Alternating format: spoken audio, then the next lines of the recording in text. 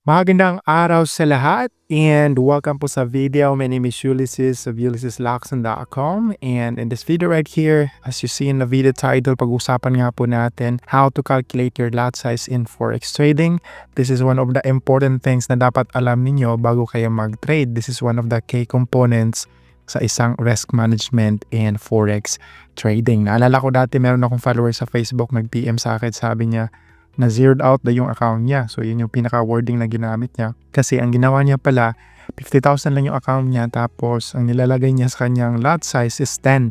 Akala niya daw $10 lang yung kanyang tinitrade. Yung pala, $10 lot size yung nilalagay niya sa kanyang MetaTrader. Kaya ayun, sunog yung account niya. So, yun po yun. Kaya if you're a complete beginner at never pa nakapag-trade before, I would highly recommend na mag-demo trading muna kayo. Huwag muna kayo mag-trade ng totoong pera. At diretso na tayo, ayoko pong sayangin ang oras ninyo. Pinakauna bago kayo makapag-calculate ng iyong lot size is dapat meron na kayong trading setup. Pag sinabing trading setup, alam niyo na yung inyong iti-trade, either buy or sell or long or short in other term. So nakapag-set na kayo ng stop loss, ilang pips yung stop loss, tapos yung target ninyo. At sa akin, yung aking ginagamit para makapag-map out ng trading setup is itong TradingView. Yung iba is MetaTrader, MetaTrader 4 or MetaTrader 5. But most of the traders, ito yung ginagamit nila kasi mas advanced at maraming mga tools or yung mga magagamit mo pagka naglagay ka dito ng setup. Mamaya pakita ko sa inyo. Now, if wala kayong account dito sa TradingView, meron naman tong libreng version. But nga lang, maraming ads magpop up. Tapos limited lang din yung magagamit yung mga features. Like for example, if gusto nyo gagamit ng more than 3 na indicators, kailangan nyo mag-subscribe. So sa akin ito naka-premium to. Pagka profitable ka ng trader, maliit na bagay lang yung ganong subscription kasi I think $12 lang per month pagka gusto mo mag-premium dito sa TradingView. So maglalagay ako ng link dyan sa video description if gusto nyo mag-sign up, and I also have a tutorial kung paano din dito, ilalagay ko pa rin sa video description. So yun na nga, kailangan yung unang-una ng trading setup. Syempre, bago makakuha ng trading setup, dapat meron na kayong market bias at mag-aantay ka na lang ng mga confirmation para makapag-ano ka na nga ng trade. So dito, kita natin na sa 15-minute time frame ako ng USD against Japanese Yen or USD JPY. Yung trend ng market, as you can see here, is downtrend. So malamang sa malamang, ang aantayin kong trade or hanapin kong trade is sell or short. So dito lang ako, tapos ito ako sa short position. Lagyan ko ng star para malagay din dito. Short position at for example, meron na nga tayong trading setup. So ilalagay ko lang tong tool na to dito sa mismong price kung nasaan ngayon. Tapos itong nasa taas is ito yung stop loss. Tapos itong sa baba naman, ito yung magiging target natin.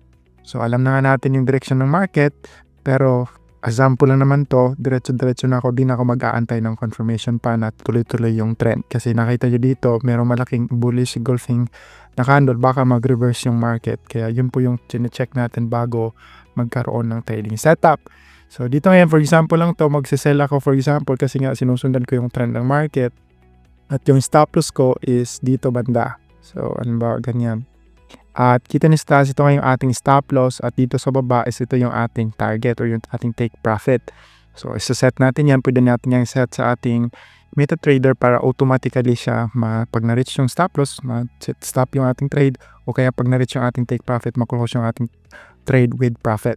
At ito nga yung stop loss natin sa taas, and as you can see here, 22 pips po yung ating stop loss. Now, ibig sabihin, dahil yung ating risk-reward ratio is 2.5, magiging times 2.5 tong 22 pips na as ating target. So 55 pips yung magiging target natin dito pag nanalo tayo sa ating trade. So gagawin natin next para makakuha na tayo ng ating lot size at makapag-place na tayo ng trade sa ating MetaTrader, or yung iba gumagamit din ng mga mobile app ng kanilang mga broker, is dito tayo sa tool na to.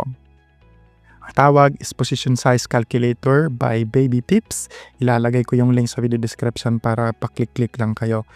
At dito ngayon, yung ating base currency is pwede mong piliin, but most of the time, USD yan, lalo-lalo na sa ating mga Filipino, US dollar yung ginagamit. At dito, ilalagay mo yung account balance. So let's just say, I have, in dollars to I have $10,000 as my account equity. At ang risk percentage is depende yan sa inyo kung magkano yung inyong ire-risk. For example, pag malaki na yung account ninyo, pwede kayo mag 0.5 o kaya 1%.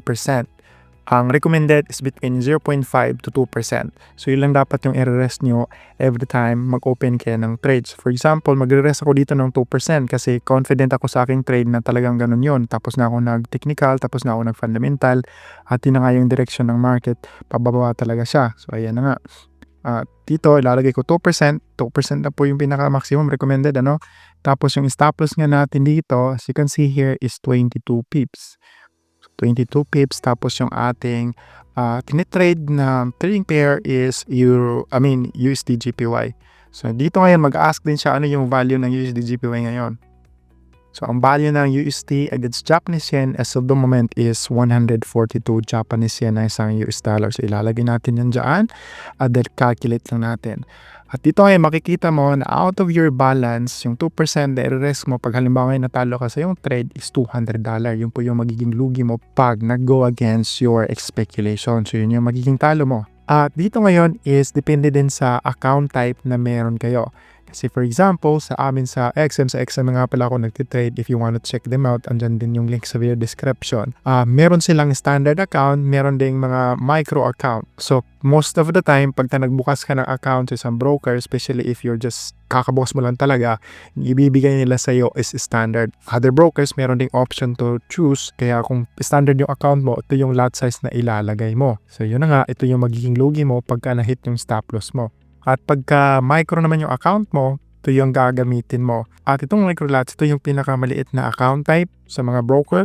Sa amin sa XM ang tawag dito is ultra low. At ito yung lot size. So dapat bago kayo mag-trade, alam nyo din dapat kung ano yung account type ninyo. So, ganun lang kung paano mag-calculate ng lot size. So, pinakauna talaga, dapat meron na tayong trade setup. Either na-map out mo doon sa yung MetaTrader 4 or 5 o kaya dito sa TradingView para makuha natin yung ating stop loss in pips para malagay natin dito. Kasi kailangan kung ilang pips yung stop loss para makuha yung magkano yung i-rest natin on that particular trade.